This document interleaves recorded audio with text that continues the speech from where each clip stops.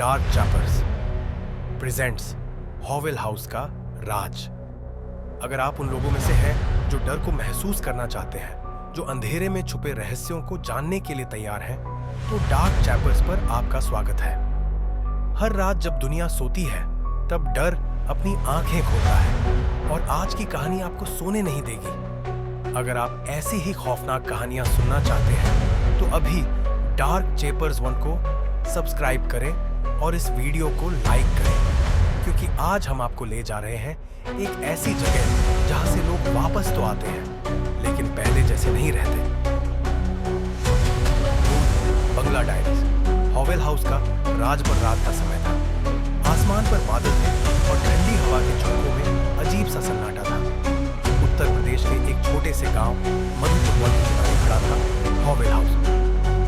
एक ऐसा बंगला जिसके अंदर जाने की हिम्मत किसी में नहीं थी, लेकिन 3 लोग थे जिन्हें डर से कोई फर्क नहीं पड़ता था।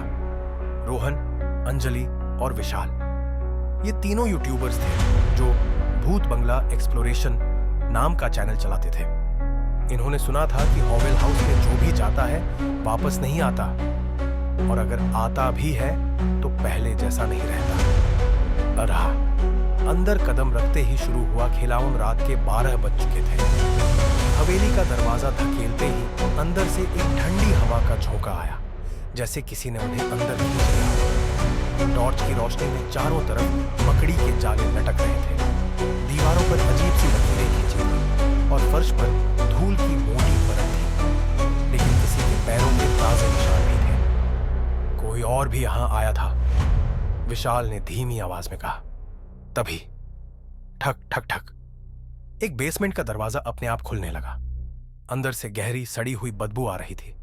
दीवारों पर किसी के नाखूनों के गहरे निशान थे, जैसे कोई बाहर निकलने की कोशिश कर रहा हो, लेकिन नाकाम रहा। अ बॉडी बेसमेंट का रहस्य। बेसमेंट में एक पुराना लकड़ी का बॉक्स रखा था। अंजलि ने उसे खोला और अंदर थी एक अंजलि हुई डायरी। पहली ही लाइन पढ़ते ही अंजलि के चेहरे की रंगत उड़ गई।